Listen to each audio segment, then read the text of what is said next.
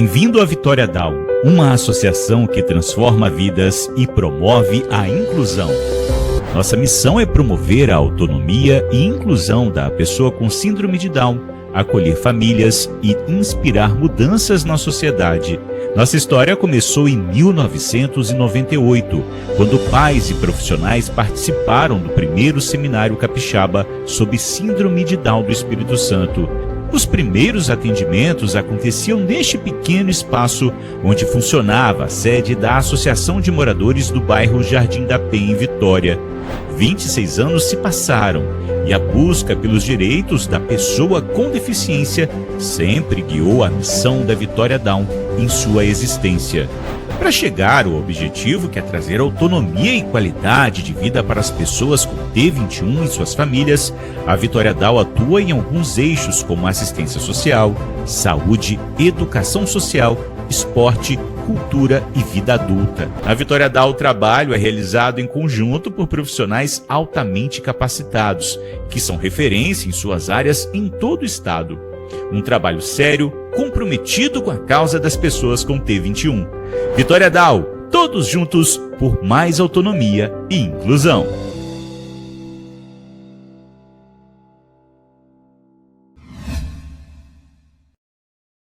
Diz o Heráclito na filosofia de que nós nunca entramos no mesmo rio duas vezes, né? Nós somos diferentes e o rio é diferente. Então, eu juro que eu sonhava em morar no Convento da Penha, mas assim, mais velhinho, para atender confissões, celebrar missa. Não imaginava que de uma vida extremamente itinerante eu viria morar na casa sobre a rocha, numa rotina de segunda a segunda dentro de casa quase que o tempo inteiro, né? Mas eu gostava muito de desenhar a perspectiva. Eu pensava, nossa, será que posso ser um arquiteto ou um engenheiro? Mas daí eu descobri que tem matemática no meio, então eu fugi de tudo isso, né? Porque celebrar missa, graças a Deus, não tem que fazer continha. Então isso facilitou. Eu acho que o humano de Jesus é muito interessante, e aí mostra sua divindade, porque é um humano que procurou conviver com as pessoas, conversar, estar, aprender mais, ensinar, tirar momentos de solidão, trabalhar, coisas que nós precisamos fazer, que nos dão sentido para a vida. Nós temos uma grande dificuldade de entender a finitude da nossa existência, a limitação de ser humano. E, puxa vida, a gente fica brigando, né? Tem um vídeo da Marisa Monte que ela fala sobre a experiência de fazer tricô, né? Acho que é tricô. E que ela fala que a primeira lição que a professora dela ensina é: não briga com a linha porque você vai perder. E ela não estava falando sobre linha, né? Então, na vida, né? Então, vai embolar de vez em quando. E aí, se a gente briga com o embolo, fica pior, né? Legal, poderia ter um reality show, né? Seria legal, né? O BBB dos Freis, né? Olha, atualmente, no Convento da Penha, tá quase acontecendo que tem muito drone que circula lá em casa. Eu falei, cara, eu tenho que deixar a cortina fechada no quarto, porque se deixar aberta, o pessoal vê o que tem dentro do meu quarto. Vocês terem noção, aqui no Convento da Penha, com 88 anos, o Frei Pedro Engel, ele gosta muito de praticar stand-up paddle. Ele aprendeu, um dia ele foi à praia, ele sempre foi meio curioso, meio aventureiro, e as pessoas perguntavam, você não tem medo dele se machucar? Ah, mas eu tenho medo dele não viver, né?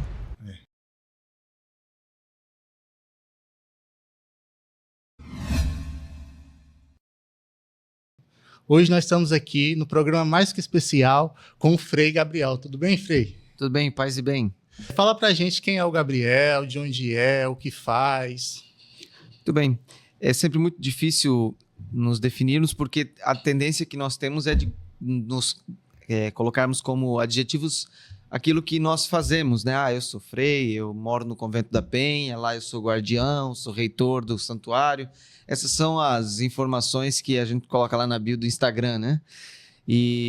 Mas eu gosto assim de perceber de que eu sou uma pessoa sempre em construção, né? Então, eu acho que definir quem eu sou é muito complexo, né? Dizer uma palavra final, até porque nós sabemos que a palavra final, ou melhor, no caso da fé cristã, a palavra final, ela é dada por Deus, né? Mas eu sou uma pessoa assim, bastante comunicativa, gosto muito de conversar, de estar com as pessoas, também gosto muito de desenvolver a minha espiritualidade. tenho uma facilidade muito grande de fazer novas amizades, gosto muito de conhecer novos lugares, mas também gosto bastante de ficar em casa para curtir um pouco do silêncio, do sossego, de uma conversa com os amigos, né? Eu atualmente moro, então, como eu falei, no Convento da Penha, e ali num lugar talvez muito privilegiado para me sentir muito à vontade, para justamente também fazer essa conexão com Deus, com as pessoas que visitam o convento, são muitas, né? Todos os dias, uma infinidade de pessoas que vêm e de diversas realidades. Hoje mesmo eu tirei umas fotos com umas senhoras de Florianópolis, depois umas pessoas de Natal, do Rio Grande do Norte. Troquei um inglês bem arranhado e feio com o pessoal do Canadá, que estava lá. E por fim, para encerrar a noite, então, nós tínhamos também pessoas que vieram de lugares mais próximos, mas que frequentam o convento com muita frequência, né? O pessoal de Minas Gerais, que eu sempre peço para trazer um pão de queijo na próxima vez que virem, né? Nunca ninguém cumpriu ainda, mas espero que aconteça, né? Mas é muito bom poder viver nesse espaço, porque justamente ele concilia essas duas realidades daquilo que eu gosto muito, que é o desenvolvimento da minha espiritualidade, da minha busca com Deus, mas também a convivência com as pessoas, o atendimento, o acolhimento. Então, eu acho que eu sou um pouco tudo isso, assim. Talvez daqui a uns 10 anos eu seja alguém diferente, como há 20 anos eu fui também alguém diferente, né? Diz o Heráclito na filosofia de que nós nunca entramos no mesmo rio duas vezes, né? Nós somos diferentes e o rio é diferente. Então, talvez a próxima vez que você conversar comigo eu possa dizer outras coisas, né? No momento seria isso. É isso aí. O senhor sempre pensou em ser frei? Cara, isso que é legal. Para responder essa pergunta, eu vou voltar um pouquinho na minha história, né? Eu nasci numa cidade muito pequena em Santa Catarina. Ela tem 10 mil habitantes, se chama Rodeio. Não tem nada a ver com tourado. O pessoal fala que eu acho que nasci em Rodeio, então sabe. Não faço nem ideia, né? A cidade tem esse nome por causa da sua imigração italiana. Então as pessoas começaram a andar e perceberam que elas fizeram um rodeio, uma volta, né? Um rodeo, né? E aí por isso ficou com esse nome.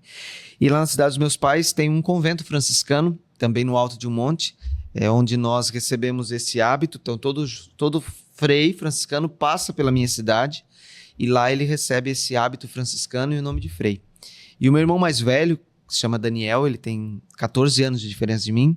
Ele então começou a ajudar na igreja, né? E com o passar do tempo ele sentiu-se assim chamado para conhecer mais a vida dos freis que ali moravam. E então ele ingressou dentro daquilo que a gente chama de seminário, né? E durante os 14 anos que ele esteve lá, eu nasci no ano que ele entrou, então ele entrou em fevereiro, eu nasci em outubro daquele ano. E aí eu, assim, com o passar do tempo, visitei as vezes que ele estava no seminário, mas nunca queria ser frade. Até as pessoas perguntavam assim, você vai ser frei? Eu dizia, não, já tem um louco na família. Já basta, né? Eu achava que eu deveria casar, ter filhos. Eu era muito apegado aos meus pais, ficava muito preocupado, assim, nossa, eu vou sair, deixar meu pai e minha mãe, e agora, né? E aí, quando o meu irmão fez a sua formação, aí ele recebeu a missão de ser um padre, né? E aí, para você ser padre, existe uma celebração que, então, há uma bênção em que você, então, nós chamamos de ordenação presbiteral, onde a pessoa, então, se torna um presbítero, um padre. E naquela ocasião, houve uma missão na cidade dos meus pais, os freis visitaram, conversaram sobre vocação. Eu fiquei, de certo modo, muito provocado. E aí eu falei, eu vou lá para ver, né? E o meu irmão morava, por acaso, no seminário, onde iam os jovens que queriam também ser franciscanos. E aí eu fui para ver. Eu confesso que eu cheguei no seminário assim, muito cru, assim, embora eu tinha um irmão que era frei, mas eu cheguei assim muito para ver o que para ver como era, para aprender coisas novas. Eu lembro que cheguei lá, daí tinha um frei, um senhorzinho, já estava trabalhando no jardim, daí eu falei, frei, e o senhor faz o quê aqui? Eu dou aula de latim e grego. Pensei, nossa, eu vou vir para cá, vou aprender latim e grego, né? Mal eu sonhava que, assim, é muito difícil latim e grego, e depois você não usa muito, então não é muito útil. Mas você chegou a aprender? Uma coisa assim, nós aprendíamos bastante, ele ensinou, o professor era bom, eu que talvez era mais preguiçoso, mas nós aprendemos muito os radicais das palavras, e aí você usa muito na língua portuguesa. Então, por exemplo, os radicais da língua grega são muito usados na questão da medicina, né? Então, sei lá, pneumonia, né? Pneu é ar, né? Pulmão, enfim. Então eu aprendi muito com ele. E depois de muitos anos, a gente conviveu juntos. Hoje ele mora aqui comigo no Convento da Penha. Nós viemos juntos morar para cá. Ele tem mais de 70, Frei Claudino. E hoje eu sou guardião da casa e ele é um dos frades que compõe a casa. E como é que foi o convite para o senhor vir para cá? Cara, foi muito interessante, assim. Eu juro que eu sonhava em morar no Convento da Penha, mas assim, mais velhinho, para atender confissões, celebrar a missa, curtir a paisagem. Eu até falava isso para algumas pessoas, né? Falava assim, eu gostaria um dia de morar no Convento da Penha, mas mais velhinho, assim, que daí não precisa ficar subindo e descendo tanto, já fico lá em cima, né? Você já conhecia, no caso? Já conhecia. Eu vim para Festa da Penha 4 vezes já, né? Nos últimos 3 anos, um ano em 2017 e depois os últimos 3 anos. E gosto muito daqui, né? E não tem como não gostar também, né? Não tem. Não tem. E aí, quando eu então estava no meu serviço anterior, eu terminei a formação em 2021 e fui ordenado presbítero em 2023. E nesse meio tempo, entre 2022, 2023 e 2024, eu trabalhei num serviço que viajava bastante. Ele era de visitas a jovens que queriam ser freis. Também trabalho vocacional, de conversa com grupos de jovens, catequese, gravação de vídeos. Íamos também acolher benfeitores que ajudam a formar franciscanos. E o trabalho era viajando mesmo, assim, toda semana nós estávamos fora. Eu morava em São Paulo, a sede, né? Mas eu ia para casa, às vezes trocava de mala e ia para outro lugar, né? E muitas vezes eu saí de Santa Catarina indo para, sei lá, São Paulo, Rio, num 2, 3 dias. Uma vez eu saí do extremo oeste de Santa Catarina e vim para Vila Velha. Foi a maior viagem que nós fizemos. Foram 2 dias com intervalo dormindo em São Paulo, né? E aí esse serviço era muito bom. Trabalhei com um frei chamado Jean. Somos bem diferentes em personalidade. Ele é calmo, mais reservado, normal, né? Uma pessoa normal. Eu já sou meio maluco e muito falante, mas foi uma boa combinação, assim, foi bem interessante. E aí nesse trabalho eu senti um pouco a questão de cuidado da saúde, né? Especialmente porque eu tive um certo problema no estômago. Isso foi assim, eu fui cozinhando essa situação, mas era um problema que precisava ser resolvido. E aí eu falei com os freis que coordenam a província, que transferem a gente. Falei assim, olha, Frei, hoje eu sinto que eu acho que eu precisaria ir para um lugar mais estável, até para resolver um pouco esse problema, cuidar um pouco mais da minha saúde. Eles entenderam muito bem, graças a Deus. Me senti muito mal de fazer isso no primeiro momento, porque eu era mais jovem que Frei Jean, né? Mas eu pensei assim, cada pessoa tem sua medida, né? E eu talvez cheguei na minha medida em que eu preciso me cuidar. E aí eu falei, eu tô liberado para qualquer coisa mais estável, né? Não imaginava que de uma vida extremamente itinerante eu viria morar na casa sobre a rocha, numa rotina de segunda a segunda dentro de casa quase que o tempo inteiro, né? Mas foi muito bom, fico muito feliz, adorei a possibilidade de vir para cá. Confesso que não imaginava, mas fiquei muito feliz. Antes de se tornar frei, você tinha tipo um outro objetivo, um outro sonho? Cara, assim, porque é bem legal que a gente acaba mudando muito essas perspectivas, né? Uhum. Eu sempre gostei muito de conversar com as pessoas, então eu me via bastante assim dentro dessa área do ensino, né? E por um tempo eu acho que acabei gostando assim de desenhar.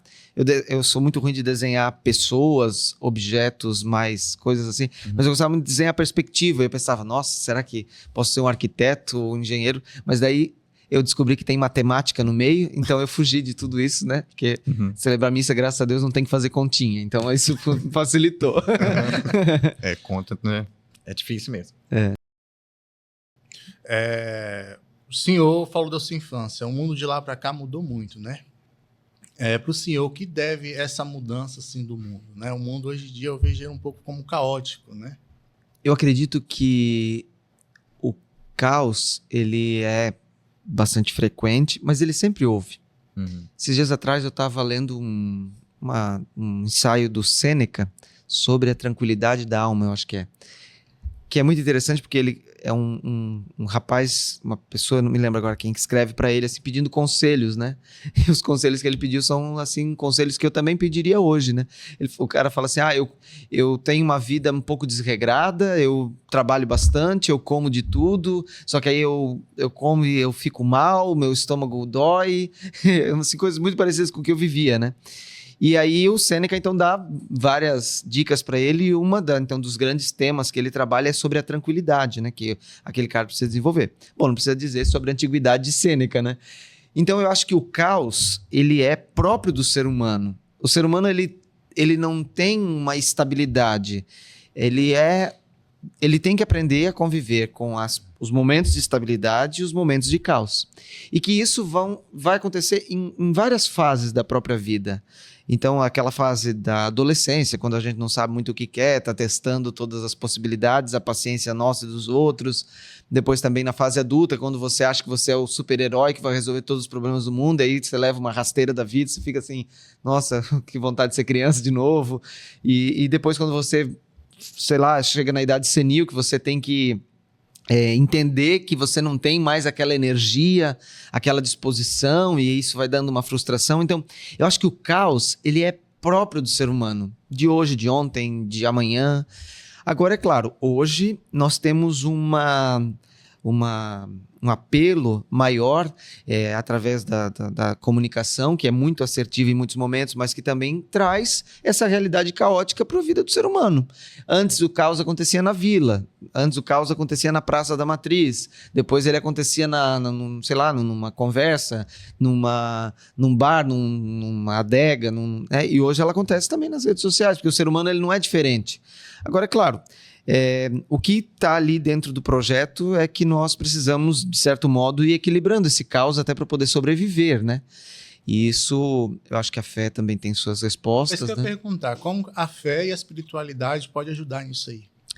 Muito bem. A experiência de fé, ela é algo inerente no ser humano, né? Uhum.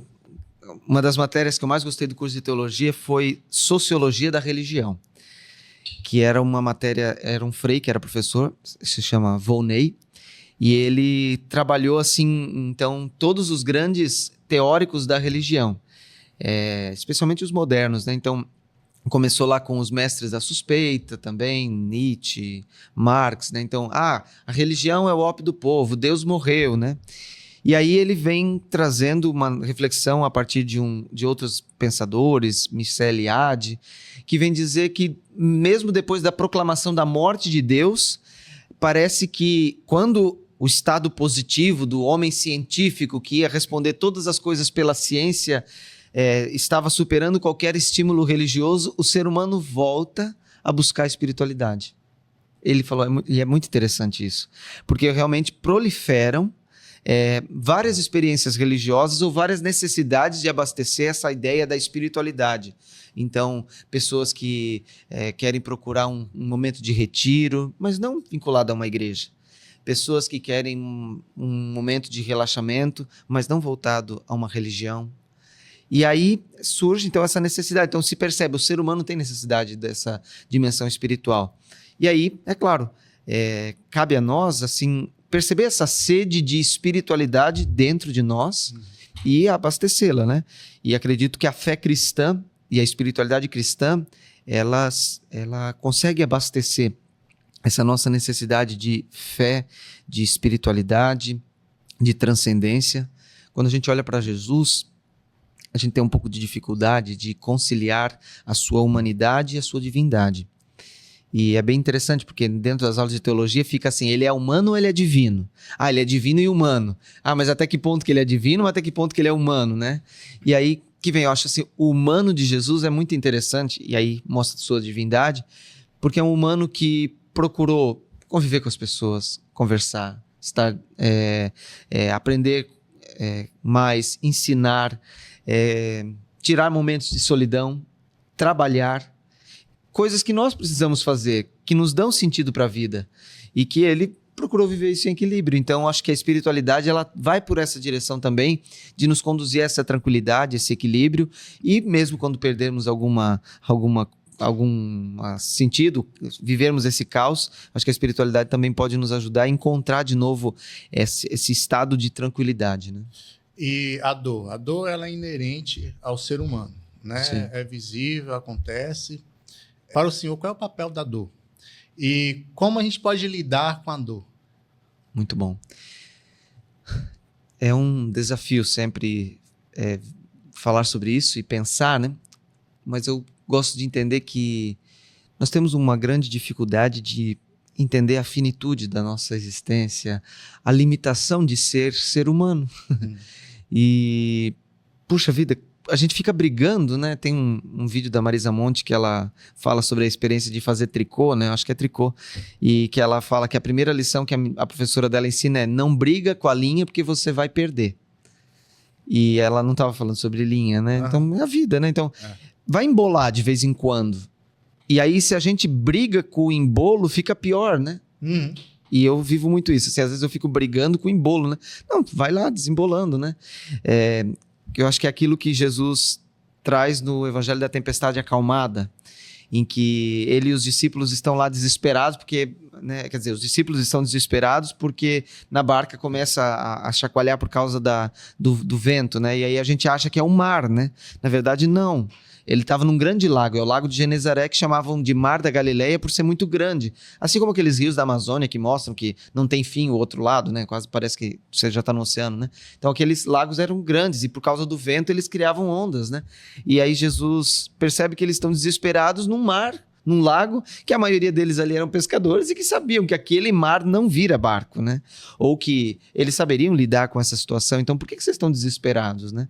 E aí que talvez venha uma grande chave para lidarmos com a dor, porque a dor é inerente, faz parte da finitude. Ou a gente aprende a aceitar isso e conviver com isso, ou a gente vai criar uma ideia de perfeição que não existe, né? E aí que tá, talvez, o que a gente entende por perfeição? Perfeição é não existir dor. Eu acho que perfeição é você saber lidar com a dor. Beleza. E ela vai vir, né? Eu falo isso, parece que é tão fácil, né? Mas eu sou uma das pessoas que sofrem muito, né? Por exemplo, eu soube há pouco tempo de um diagnóstico de uma pessoa que eu amo de uma doença, né? Me dói o coração de saber que ela tem. Mas, por outro lado, eu vou tentar me entusiasmá-la, vou tentar estar com ela. E aí eu achei interessante que essa pessoa fala assim, eu fiquei um pouco abatido, mas... né? Vamos lá, vou descobrir o que é isso e tratar se for preciso e ver o que é. E aí eu aprendi com ela, né? Eu fiquei triste. Ela soube expressar o sentimento, né? Acho que isso também é importante para a dor, expressar a dor, né? Entrando um pouquinho nessa questão que você começou a falar, não sei se tem tipo uma grande demanda, porque hoje em dia vários jovens, né, adultos também, sofrem com a questão de ansiedade e depressão. Sim. Várias pessoas te procuram? A primeira pessoa que me procura sobre ansiedade sou eu mesmo, né? Eu, por muito tempo, lidei com essa realidade, né? E achava, inclusive, vejam só, que ser ansioso era uma qualidade e que era a minha personalidade. Quem que é o Gabriel? Eu sou ansioso. Eu achava meio troféu, assim, um triunfo, né? Porque eu achava assim, não, é graças à ansiedade que eu faço, sou proativo, resolvo problema de todo mundo, e eu gosto até hoje assim de dias agitados, né? Mas eu percebo que essa ansiedade, quando ela se transforma assim numa coisa até meio doentia de fazer muitas coisas, né? Ela me causou muita dor, né? Ela causou também assim, a perda, às vezes, de momentos mais tranquilos, de convivência com as pessoas com mais leveza e despreocupado, né? E dificuldade, inclusive, de descansar. Até hoje eu tenho uma certa dificuldade de descansar. Eu me cobro quando eu não estou fazendo nada porque eu tenho que fazer alguma coisa, né? A proatividade, essa... E, enfim, isso eu tenho trabalhado um pouco comigo, ajuda também da terapia. E muitas pessoas vêm nos procurar também nessa direção, não estamos sozinhos, né? E é como você perguntou no início, assim, esse caos, né? Eu acho que hoje todas as pessoas vivem uma certa ansiedade lá desde Sêneca, desde muito tempo, mas que hoje é muito influenciado por essa rotina de vida muito agitada, multitarefada, né? Mas sem multidescanso, né? E aí, então, as pessoas vêm nos procurar muito. A demanda de conversa e aconselhamento é muito grande. Só para vocês terem noção, no Convento da Penha nós atendemos confissões de segunda a segunda, das 8h30 da manhã até as 11 horas e das 2h30 até as 4h30 da tarde, né? E todos os dias vem muita gente, especialmente os finais de semana. E grande parte das pessoas, não vou dizer a maioria, né, mas um número considerável, vem assim com demandas que a gente também até aconselha a pessoa a aprofundar aquilo, buscar uma orientação não só espiritual, mas também terapêutica, né? Porque esse caos, esse mundo caótico, ele tem impactado muito na vida e na saúde mental das pessoas, né? E na minha também, né? O senhor pode falar pra gente qual é essa rotina lá no convento? Claro. As pessoas tendem a pensar que nós, religiosos, somos meio extraterrestres. E eu falo isso por mim. Meu irmão é frei e eu tinha muita dificuldade de vislumbrar o dia a dia de um frei, né? E quando eu passei a conviver mais e ir para o seminário, eu fui percebendo que o nosso dia a dia é muito parecido com o de muitas pessoas, né? Não diria a maioria, mas tem coisas muito parecidas. Então, por exemplo, a nossa rotina de manhã, nós temos uma oração, aí fazemos as refeições em comum, e aí, por exemplo, tem os momentos de trabalho, né? Então, como eu falei, confissões das 8h30 às 11h, então um frei vai para as confissões. Eu tenho também o serviço como guardião, então às vezes tem a questão administrativa, alguma outra orientação para os funcionários, as celebrações que nós temos, missas, né, 7, 9, 11, 15 todos os dias, aos domingos também 5 da manhã, então nós temos as atividades, né? Aí umas 11h30, por aí, nós sempre nos reunimos para um momento de convivência. Então, uma parada da atividade da manhã para sentarmos junto, jogar conversa fora.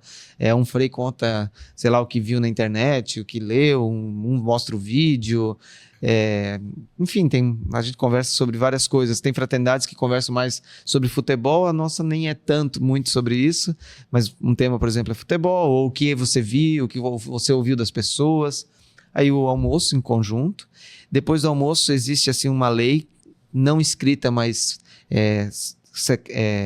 desenvolvida em todo o convento franciscano, que não pode fazer barulho no corredor, porque tem uma sonequinha aí depois do almoço, né? Claro, para os conventos que é possível fazer isso, né? Com nós tem uma rotina bem fixa, é até mais tranquilo. Depois os atendimentos da tarde, os trabalhos diversos, né? Então tem os freis que não são padres, eles não atendem confissão e não celebram missa, mas trabalham tanto quanto, né? Fazem compras, também acolhem pessoas, acompanham grupos, orientam atividades, né? Estão ali também nas celebrações, ajudando na parte da liturgia. No final da tarde nós fazemos uma oração e a noite é livre. Frei Pedro gosta de assistir televisão, eu às vezes acabo deixando para resolver uma coisinha ou outra, eu assisto também com ele, ou vamos jantar, a gente se prolonga na janta, comendo, conversando. Tá legal, poderia ter um reality show, né? Seria legal, né? No convento, o BBB dos freis, né? Olha, atualmente no Convento da Penha tá quase acontecendo, porque tem muito drone que circula lá em casa. Eu falei, cara, eu tenho que deixar a cortina fechada no quarto, porque se deixar aberta, o pessoal vê o que tem dentro do meu quarto, né? Não que seja a minha dúvida. Qual a diferença de um frei para um padre? Uma pergunta muito interessante. A palavra frei, ela é o masculino da palavra freira. Então, quando a gente pensa em freira, irmã religiosa, nós pensamos o quê? Em mulheres que se consagram a Deus, que vivem os votos de pobreza, obediência e castidade num grupo numa fraternidade, num mosteiro, num convento. Ser freia é isso também. É consagrar-se a Deus, fazer os votos de pobreza, obediência e castidade e morar num convento. Só que aí, alguns freis são padres, porque também assumem essa missão. Então é como tem na congregação das irmãs X, elas vão ter às vezes uma freira que é professora, né? Então nós temos dentro da nossa fraternidade irmãos que são padres e irmãos que não são padres, e não há diferença nenhuma entre nós. Então, o que é padre, sei lá, ele ganha 2 coxinhas de frango no almoço, enquanto que o que não é padre ganha só uma. Não é isso, né? Somos todos iguais, inclusive um não padre pode ser superior, né? Porque a gente não usa esse termo, né? Chamamos de guardião ou ministro geral, né? mas ministro provincial também. Então eles podem ser eleitos assim para coordenar a vida dos frades, né? Então essa é a diferença. Então um padre, ele tem essa missão de celebrar missa, atender confissão. Então um frei que é padre também, dentro das atividades dele, vai ter essa missão de celebrar missa, atender confissões. E existem os padres que não são freis, que moram sozinhos, muitas vezes, correspondem ao padre diocesano, né? Eles moram numa diocese, devem obediência a um bispo. Nós, religiosos, nós elegemos tipo um superior. Esse termo nós não usamos muito, mas é mais para entender, né? E aí ele é quem nos organiza. Então eu sou transferido não pelo pelo arcebispo de Vitória, mas sim pelo meu ministro provincial, que já foi guardião do convento também, Frei Paulo Roberto. Você é o frei mais jovem a assumir? Não, teve um frei que ganhou de mim, tô brincando, não era uma competição. Ele se chama Valdecir e é recente, inclusive. Eu acho que ele se tornou guardião aqui em 2009. Ele tinha 29 anos, eu tenho 30. Por alguns meses, aí ele se torna... Mas eu não sei se na história provavelmente houve guardiães mais novos, porque há um tempo os freis faziam a sua formação com um tempo menor do que hoje, né? Então, provavelmente teve alguém mais novo. Como foi a pandemia para o senhor? Muito bem. Como para todo mundo foi um grande desafio, né? Por incrível que pareça, foi o período da minha vida que eu mais senti saudade da minha família. E foi no final do curso de teologia, que dentro do processo itinerário formativo, era tipo, como se fosse dizer, a última etapa. Foram os 2 últimos anos antes de eu terminar esse tempo da formação inicial e faculdades, né? Então foi o período que eu mais senti falta da minha família, porque meus pais moram em Santa Catarina e eu morava na época em Duque de Caxias, na Baixada Fluminense, numa comunidade chamada Imbariê, é um distrito. Foi um lugar maravilhoso, assim, eu aprendi muito. Foi uma paróquia numa área que tem bastante desafios também, como todos os lugares, né? Tem possibilidades, potencialidades e desafios. E lá, assim, foi uma grande escola de vida, né? Eu guardo com carinho, até hoje, as recordações das pessoas lá. E quando eu cheguei lá, eu tinha, assim, uma perspectiva, né? Eu fui transferido para lá no final de 2019. A pandemia foi 2021, né? Então, 2019. Então, um pouquinho antes da pandemia começar, eu fui transferido para lá. Eu fui cheio de sonhos, assim, cheio de projetos, ideias. Eu queria ir visitar as comunidades, visitar as pessoas. E aí, criei todo um projeto na minha cabeça, né? Não, vai ser assim, vai ser muito bom. E aí, quando cheguei lá, que veio o fechamento das igrejas, o fechamento de todas as coisas ali em março, foi uma grande frustração primeiro para mim, né? E a gente tentava fazer alguma coisa, foi onde eu aprendi um pouquinho também a, sei lá, colocar algum vídeo para transmitir ao vivo, então as missas a gente fazia em casa e eu operava um pouco as câmeras lá. Fizemos algumas lives de formação e tal, mas foi o período que eu mais senti saudade da minha família, porque eu pensava assim, puxa, com essa distância, se acontecer qualquer coisa, eu não vou estar próximo, né? Então eu senti assim, muita ausência disso, né? Eu queria... parecia que eu queria ir lá e resolver, né? Sei lá, entrar na Fiocruz, o que falta para vocês terminar essa vacina que eu coloco, né? Eu preciso do quê? De sangue humano, meu olho, meu dente, põe ali, né? Sei lá. E eu vivi um pouco essa angústia. Então, foi para mim um grande desafio esse, né? O segundo foi essa frustração um pouco do trabalho, né? Eu tinha um sonho de ser bastante expansivo lá na paróquia, conhecer mais as pessoas e, de repente, eu me vi mais cerceado. E aí, esse segundo ponto eu signifiquei muito com a colaboradora que ajudava dentro da Casa dos Freis, a dona Marlene, era cozinheira. E no dia que eu estava indo embora, ela se despediu de mim e falou assim, você veio para cá na hora certa. Nossa, por quê? Porque você logo se interessou de transmitir as missas para nós, fazer as lives, as atividades pela internet. A gente se sentiu tão amparado por aquelas lives. Muito obrigado. E puxa, às vezes a gente coloca um projeto na cabeça da gente e acha, não, tem que ser desse jeito, vai ser assim que tem que ser. E quando você se abre para outra dinâmica, mesmo nem tendo consciência de que você está se abrindo para outra dinâmica, você não percebe o quanto você impacta a vida das pessoas, ou ao menos tenta fazer daquele momento difícil para elas um momento melhor. E aí eu me lembrei que muitas das lives, das missas, das ocasiões, os meus pais, que antes nunca podiam acompanhar, acompanharam lá de Santa Catarina, né? Minha família, meus irmãos, né? Minha cunhada, minha sobrinha. Então eu acho que assim, olhando para trás, né? Foi um tempo de aprendizado, de grandes desafios, mas também dessa ressignificação. Né? O senhor chegou a sentir ansiedade, depressão? Depressivo acho que todo mundo fica, né? Ansiedade também. Ansiedade, sim, né? Assim, pelo contexto, né? Sim. Eu me lembro, assim, que teve ocasiões que você ficava lá no celular, assim, nossa, será que hoje vai ser alguma coisa sobre vacina, né? E você ficava atualizando o site de notícia, naquela expectativa, observando qualquer possibilidade de qualquer coisa. Depois a ansiedade com relação àqueles números, até que chegou um ponto que, não sei, eu acho que todo mundo viveu isso, assim, não quero mais ouvir esses números, né?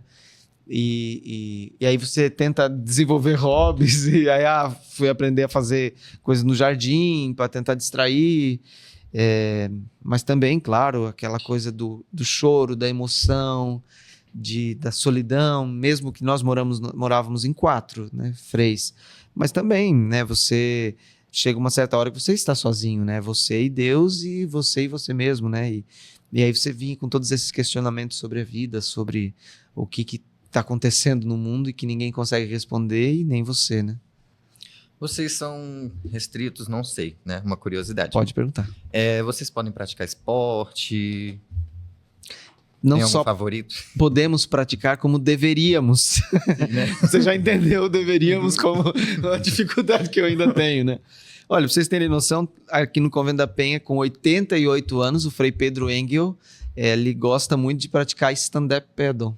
Ele aprendeu, um dia ele foi à praia, ele sempre foi meio curioso, meio aventureiro, e ele foi à praia e um dia ele viu lá, daí ele pediu pro cara ensinar ele aprendeu, mas ele agora tem ido menos, né? Ele fala que é o vento. Mas ele foi esses dias, até foi muito legal, ele ficou de joelhos na prancha, não conseguiu ficar em pé, mas ficou de joelhos, fez a volta dele, ficou todo contente. E eu fiquei muito contente de vê-lo também, ele tem muito vigor, né? As pessoas perguntam, mas você não tem medo dele se machucar? Mas eu tenho medo dele não viver, né? Deixa ele viver, deixa ele ser feliz. Uhum. Né? E se machucar, a gente tenta ver o que é possível de ser feito, claro, dentro dos limites, né? Uhum. Mas sim, é incentivado, inclusive hoje se fala muito da saúde mental dos padres, dos religiosos e da importância do cuidado e da prevenção de doenças da área da saúde mental. Então, inclusive, o esporte é muito indicado, né? Eu, particularmente, assim, sou meio preguiçoso para essa dimensão, até porque eu sou bastante agitado, então durante o dia eu acabo me agitando bastante, né? E, assim, por usar óculos desde pequeno, eu sempre tive um pouco de vergonha de praticar esporte, sempre coloquei assim na minha cabeça de que eu não era muito capaz, isso também me atrapalhou um pouco para aprender, mas hoje, assim, eu me identifico muito e gosto, tento fazer com certa frequência corrida, né? Uhum. Eu até tinha um projeto de fazer a Corrida da Penha esse ano, mas eu não sei se eu vou conseguir. Mas está aí num plano para quem sabe aí ainda nos próximos anos, quando eu estiver morando aqui, fazer ela. Eu gosto da corrida porque ela estoura a energia da gente, né? E isso é muito bom porque dá essa sensação de relaxamento, né? Eu gosto também bastante de andar de bicicleta, embora aqui ainda não tive muita oportunidade, né? Mas é incentivado que nós façamos exercícios físicos, temos que cuidar da saúde nesse sentido, né? Frei, às vezes a gente tem uma sensação que Deus não nos escuta. Ele realmente não nos escuta. Por que a gente tem essa sensação? Interessante, é uma pergunta que muitas pessoas já me fizeram e em alguns momentos da vida a gente também se faz, né? Sei lá, eu conheci um frei que a sua vida inteira se dedicou a cuidar dos pobres, a trabalhar, foi um excepcional, assim, ele é meu conterrâneo, chama Frei Rui, e no final da vida ele teve um Alzheimer galopante, assim, que tirou a memória dele em pouco tempo e ficou completamente perdido, né? E eu falei, meu Deus, mas ele não merecia, né? Mas é que tá. Primeiro, essa dificuldade que a gente tem de entender a finitude e a brevidade, entender a realidade da vida. E aí muitas das nossas perguntas vão nessa direção, porque a gente acha que porque a gente fez coisas boas, então Deus tem que nos atender. Não necessariamente, né? A graça de Deus não vem porque a gente é bom. Se nós formos uns lascados, uns sem vergonha, ele ainda vai ser bom. E aí tem gente que acha que também rezando, Deus vai ser melhor. Tem um trecho da missa que, numa das orações, diz assim: ainda que nossos louvores não vos sejam necessários, ó Deus, vós nos concedeis o dom de vos louvar. Os nossos louvores, as nossas preces, nada acrescentam ao que sois, mas nos aproximam de vós. Então, acho que essa é a dinâmica. Então, quando a gente às vezes se pergunta por que Deus não nos ouve, talvez é porque a gente está criando sobre Deus uma imagem daquilo que a gente quer que ele seja, e não daquilo que ele realmente é, né? E ele realmente é aquele que está conosco, que sofre conosco, que se alegra conosco, que chora com a gente, né? E aí nós vemos isso pelo seu Filho Jesus. Eu gosto muito de ouvir os evangelhos e pensar nessa humanidade de Jesus, né? Então, com Lázaro, né? Grande amigo de Jesus. Quando falam para Jesus que Lázaro morreu, Jesus... É muito interessante porque a Bíblia só usa 2 palavras. Jesus chorou. Ué, mas Deus chorou? Ele não é... Ele só fala assim, pai, mexe o homem lá, né? Eu quero que mexe. Mas, veja, às vezes quando a gente acha que há ausência de Deus, talvez ali é que está a plena presença dele. E aí é que a gente talvez tem que tirar da nossa mente aquilo que nós queremos dele. E entender a finitude da existência, a realidade. Esses dias uma pessoa disse, mas e as guerras, você acha que Deus quer isso? Não, Deus criou tudo em harmonia, fomos nós que começamos essa porcaria, né? Mas então por que Deus não para? Porque ele nos deu o livre-arbítrio, a liberdade. E parece que a gente ainda não entendeu como utilizar essa liberdade, né? Então, eu acho que muito do nosso sofrimento de nos acharmos, pensarmos a ausência de Deus, na verdade é a imagem que nós criamos de Deus. E que o que nós queremos dele é que nos ausenta justamente de perceber a sua presença. E que é uma presença que está conosco no sofrimento, na alegria, no sucesso, no insucesso. E cada vez mais eu, assim... encontro Deus em todos os momentos da minha vida, inclusive, especialmente nos momentos mais difíceis e mais dolorosos, e até nos momentos que eu fui mais ruim comigo mesmo, ou errei, né? Então ali mas, nossa, graças a Deus eu pude aprender isso, né? Então acho que tem um pouco disso. Você tem alguma formação? Se formou em alguma área antes de começar a ser freio? Não. Eu aprendi com a minha mãe a costurar. Minha mãe é costureira e meu pai é mecânico de máquina de costura. Mas eu já desaprendi. Era um trabalho muito repetitivo, não é muito a minha praia fazer coisas assim iguais, assim, demais como costurar peças, né? Minha mãe é costureira de roupa. Minha mãe meus pais trabalharam numa empresa chamada Hering, que é de roupas, né? E eu aprendi um pouquinho com eles, mas depois a minha formação foi no seminário mesmo. Mas hoje o que você mais gosta de fazer nas suas horas vagas? Muito bem. Eu confesso que ainda estou com um pouco de dificuldade de ajustar o que eu faço nas horas vagas. O meu descanso normalmente tem sido dormir, mesmo que eu estou cansado, ou então aproveitar para ligar para alguém, ou aproveitar para sentar um pouco mais para conversar com os freis, né? Uhum. Mas, assim, particularmente, eu gosto muito de fazer atividades manuais ou que me deem a satisfação de terminar algo, assim, de fazer algo que eu veja fim. Então, por exemplo, eu gosto de, sei lá, desenhar, é uma coisa que me distrai, eu vou para um outro, né, e me tranquilizo. Eu gosto bastante de cuidar de jardim, planta, limpar um vaso assim, que tá meio cheio de mato, você limpa, você vê aquela coisa meio satisfatória de tudo limpo ali, é um pouco legal. Dentro das horas vagas eu também procuro, assim, de certo modo, ler, estudar, assistir algum filme. Esses dias eu assisti um que fazia muitos anos que alguém me dizia que era para assistir, eu nunca tinha assistido. Ele foi lançado na época que eu nasci, Forrest Gump, que todo mundo, acho, no mundo já deve ter assistido, e eu ainda não tinha, né? E aí todo mundo falava, daí, poxa, esses dias eu vou tirar para assistir aquele filme, né? E foi muito bom, excelente filme. Até fica como indicação aí. E, assim, eu procuro fazer várias coisas. Dentro do processo da formação, eu aprendi a esculpir velas. Nós fazemos um trabalho de artesanato. Então, eu também gosto bastante disso, mas faz tempo que eu não faço. Inclusive, é um projeto que eu quero retomar aí não para fazer para vender ou para os outros, né? Mas para um exercício pessoal mesmo, de fazer alguma coisa sem mostrar para ninguém, né? Eu ficar comigo mesmo, né? Gosto de ouvir música e as pessoas acham que nós só escutamos músicas religiosas. Até um freio pega no meu pé, assim, que eu escuto pouca música religiosa, escuto mesmo, quase não sei muitas. Eu gosto muito de ouvir música clássica, né? Mas também gosto de ouvir outras coisas que não sejam música clássica, sei lá, rock, pop rock nacional. Gosto de limpar a casa escutando Marília Mendonça, sei quase todas as dela. E, assim, é um pouco de tudo isso, né? Hoje em dia, a gente vê que existem igrejas, em vez de ser inclusivas, são mais exclusivas, vamos dizer assim, né? Líderes que pregam ódio, né? O senhor, qual é o papel da igreja para uma pessoa que ela está assim, mais precisando psicologicamente? A sua pergunta ela é bem interessante, porque ela começa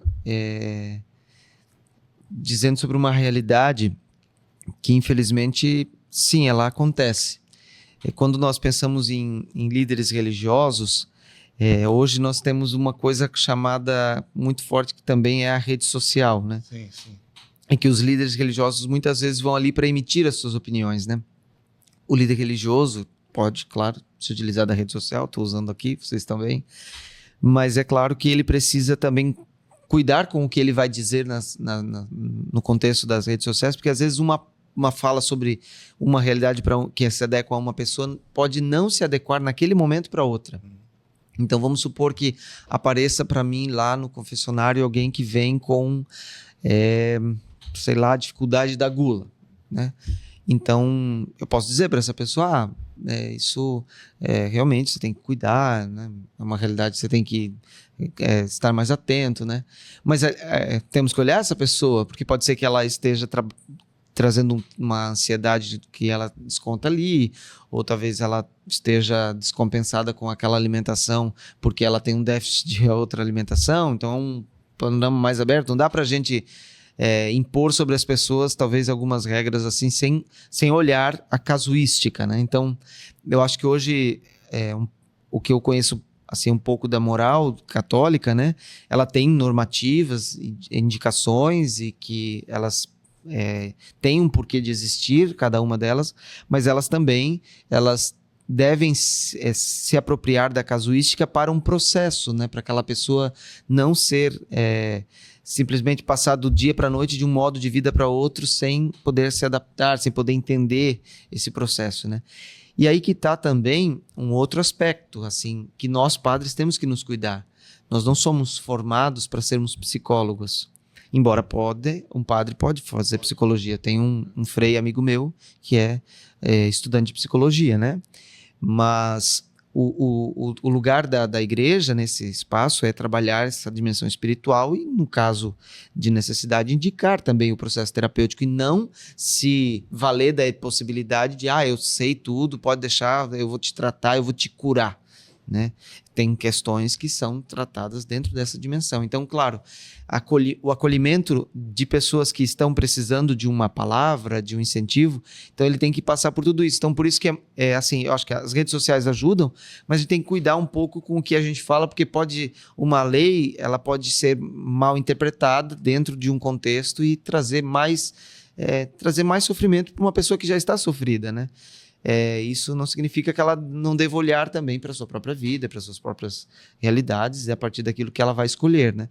Mas dentro da sua experiência de fé. Mas ela precisa também estar sendo amparada por essa questão da casuística, né? Para cada caso é um. Eu me lembro muito quando eu estava no tempo da formação inicial ali, numa das etapas de formação, nós tivemos um momento muito difícil. Eu tive um momento muito difícil, assim. Nós fomos para uma das casas e aí eram dois grupos que se juntaram. Um grupo de jovens que estavam fazendo o ensino médio já com os freis, e um grupo de jovens que já tinha terminado o ensino médio que estava querendo também ingressar na vida religiosa, e nós nos juntamos. E teve um momento assim de um embate ali, uma reunião em que a gente meio que lavou a roupa suja, né? E eu era bem novo na época, eu tinha 18 anos, eu fiquei muito impactado com aquilo, né? Me doeu bastante, né? Me senti muito mal acolhido, muito estressado, muito assim, mal com aquela situação. E eu me lembro que eu fui conversar com o Frei, que era o formador, né? Que ele não estava presente naquela reunião. E aí ele me disse assim: olha, Gabriel, eu entendo a sua dor, ela realmente é uma dor muito válida, ele me acolheu bem, me deu assim todo o amparo, mas ele falou: mas veja, o que estava por trás? Talvez eles não tiveram a melhor maneira de te dizer algo, mas o que estava por trás do que eles queriam te dizer, né? E aí ele fez a acolhida que talvez aqueles irmãos naquele contexto, eu não os julgo, porque também eram pessoas bem novas, né? Todo mundo era muito novo ali, estava aprendendo, mas ele me deu essa acolhida. Então eles vieram talvez com a indagação e com o problema, só que não tinham talvez a melhor ferramenta para trazer a realidade para mim. E aquele Frei trouxe a mesma questão, só que com mais acolhida. Então ele me conquistou, né? Eu até hoje tenho uma gratidão muito grande por ele. Então eu acho que nós, líderes religiosos, temos que ter um pouco essa perspectiva do acolhimento, né?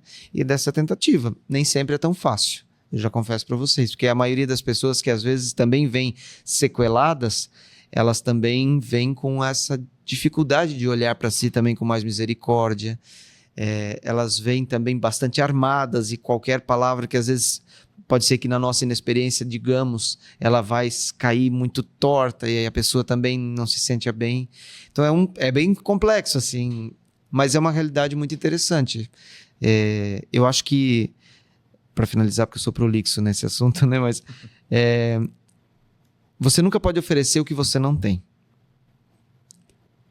Bom, eu falei que não é para ditar regras, mas eu já estou ditando, né?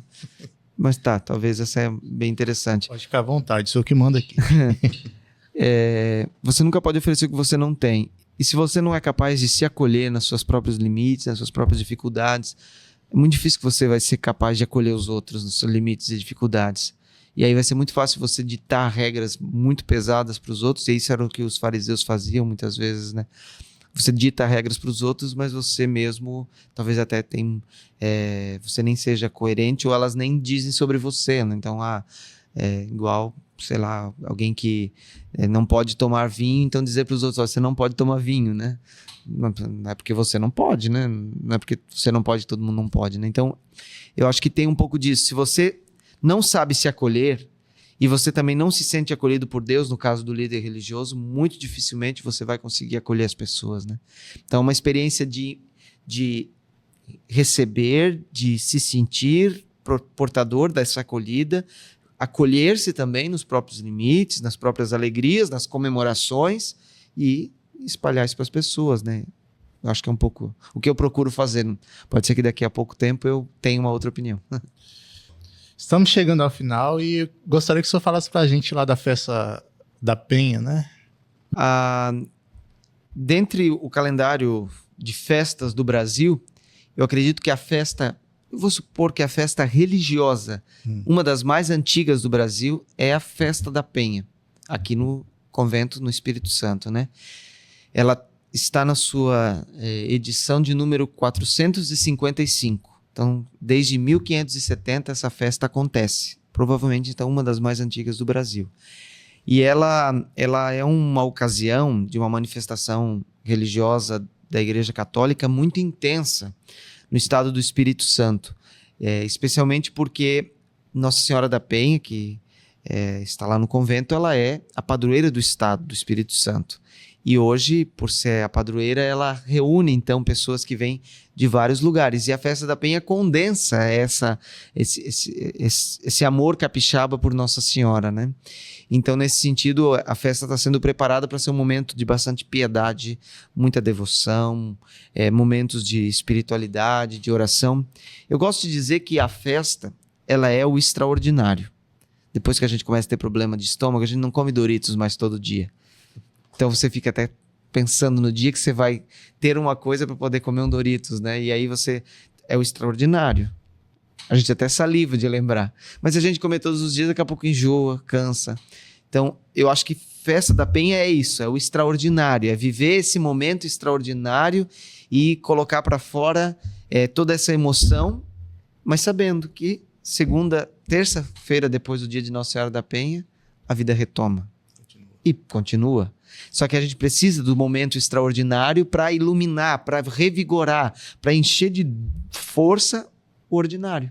Porque se a gente não viver o extraordinário, só o ordinário também é muito pesado. Então a festa é esse extraordinário, que quer ser esse momento de celebração, de revigorar o dom da fé para a continuidade da caminhada da gente. Então a festa vai acontecer depois do dia da Páscoa, justamente porque ela é a celebração de Nossa Senhora da Penha, que ela ganha esse título porque ela está em cima de um penhasco, mas o quadro dela, dentro da Igreja Católica, são várias as nossas... Não são várias as Nossa Senhora, são vários os títulos atribuídos a Maria. Então, tem Nossa Senhora das Dores, Nossa Senhora de Guadalupe, Nossa Senhora do Perpétuo Socorro e Nossa Senhora das Alegrias, que é o quadro que está aqui no Convento da Penha, trazido por Frei Pedro Palácios quando ele veio. Então, aquele quadro lá é de Nossa Senhora das Alegrias, só que ganhou o título de Nossa Senhora da Penha por causa do lugar geográfico onde está. E aí, nesse sentido, essa festa acontece justamente depois da Páscoa, porque é a grande alegria do cristão. Saber que Cristo ressuscitou, que a morte não tem a palavra final, que o ponto final não é a cruz é a vírgula, né? Depois vem o ressuscitou e a exclamação, né? Então, é saber que diante dos desafios da vida, que nós vamos enfrentar as cruzes, o fim não é ali, né? É aquela música do Charlie Brown, para quem tem fé, a vida nunca tem fim, né? Então, essa é a perspectiva, né? E aí a Festa da Penha vem para ser esse coroamento do tempo ali da semana da Páscoa, da Vigília Pascal, da alegria da ressurreição e da alegria de Nossa Senhora ao ver o seu filho ressuscitado. Eu costumo brincar um pouco assim, salvas as devidas proporções, mas toda mãe gosta de ver o seu filho formado, não só na faculdade, né? Mas, por exemplo, tem uma pessoa que eu conheço que ela tem um filho que é caminhoneiro, né? Ele não fez uma faculdade para ser caminhoneiro, mas ela se sente orgulhosa quando ele sobe o caminhão, ele vai dirigir, ele venceu na vida, ele conquistou os sonhos. Então, no fundo, existe essa alegria de Maria, do filho que venceu na vida, que ressuscitou, que cumpriu a sua missão. Então, a Festa da Penha é celebrar essa alegria e saber que essa Nossa Senhora das Alegrias também vai nos amparar naquele momento de dificuldade. Nossa Senhora das Alegrias não é a Nossa Senhora que não nos acolhe no momento de dor, muito pelo contrário. Ela vem nos dizer que a dor, o sofrimento, a angústia, a tristeza são parte da vida, mas não são o todo da vida. Quando você tem a experiência da fé, quando você tem esse vigor da esperança, você sabe que a dor, o sofrimento, a angústia são momentos e que a virtude que você quer desenvolver é a alegria. E aí você vai ser capaz também de entender, viver esses momentos e encontrar aquilo que é bom mesmo no momento de dor, né? Então, Frei, você pode falar o que a gente faz para te encontrar, onde a gente encontra o senhor, quais são as suas redes sociais? Eu estou de segunda a segunda no Convento da Penha, nem sempre a gente está por lá, porque às vezes você vai fazer uma atividade ou outra, né? E temos as atividades próprias do convento. Lá muitas pessoas passam. Agora, esse período da Festa da Penha, pelo número de pessoas que ela movimenta, né? Pela grandiosidade, são 9 dias. Uma romaria dos homens que já se fala em número de 1 milhão de pessoas, até mais. Então, tudo isso envolve muitas reuniões.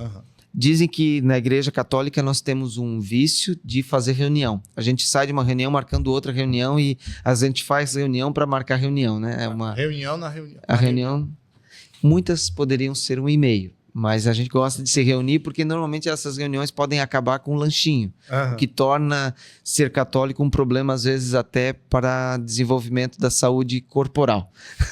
Que as tias de igreja preparam sempre lanches maravilhosos, né? E, enfim, então essas atividades empenham bastante tempo, né? Mas podem me encontrar lá no convento e também nas redes sociais. Eu tenho no Facebook, né? Frei Gabriel Delandré, para aqueles que são da era jurássica. Então o Facebook ainda está lá.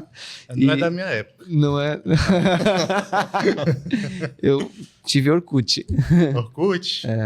Aí eu não tive não. Não tive, já não teve. Eu, bem pouco tempo também. Brincadeira. Quando eu entrei no seminário em 2009, eu me lembro do dia que eu criei o Facebook, né? E agora, então... E também no Instagram, no Instagram é o meu sobrenome. É um pouco diferente, é Dellandrea, com 2 L's, OFM, DELLANDREA, que é meu sobrenome, e OFM, que é Ordem dos Frades Menores, que é a congregação que eu pertenço, a ordem, né? Então, eu estou lá no Instagram, eu sou daquele tipo de pessoa que eu posto story uma semana, depois eu durmo por 2 meses seguidos, né? Meus amigos até zoam assim. Você vai lá, posta um monte de story, e de repente você some, desaparece, parece que foi abduzido.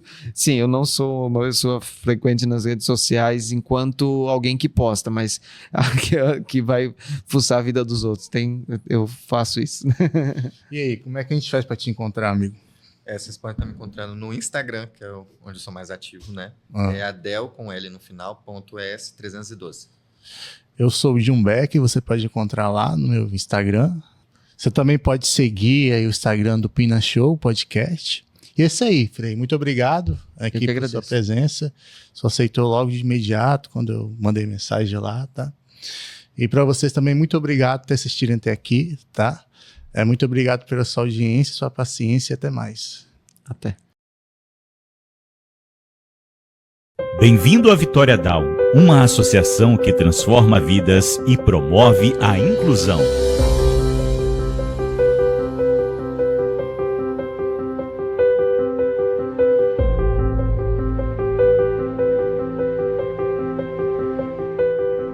Nossa missão é promover a autonomia e inclusão da pessoa com síndrome de Down, acolher famílias e inspirar mudanças na sociedade. Nossa história começou em 1998, quando pais e profissionais participaram do primeiro seminário capixaba sobre síndrome de Down do Espírito Santo.